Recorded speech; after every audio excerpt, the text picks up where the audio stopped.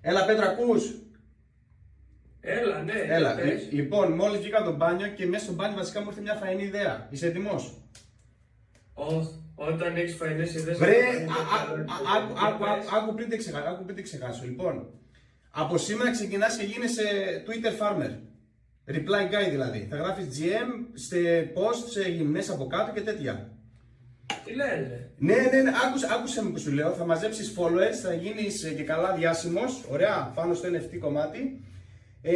Και θα βγάλουμε ένα δικό μας collection. Εννοώ, όταν λέω collection, τι εννοώ. Εχθές, για παράδειγμα, βγήκε ένα collection με μπανάνες και μαζέψανε 1,5 εκατομμύριο μέσα σε μία ώρα. Τι μία ώρα, στα πρώτα 10 λεπτά. Και μόλις μαζέψεις followers, θα κάνουμε ένα NFT collection με ντομάτες και θα βγάλουμε 1,5 εκατομμύριο. Όντως τώρα δεν δουλεύει. Και ποιο θα είναι το utility σε όλο αυτό. Το utility είναι να γράφεις GM στο Twitter, αυτό. Ρε, εμένα βρήκες.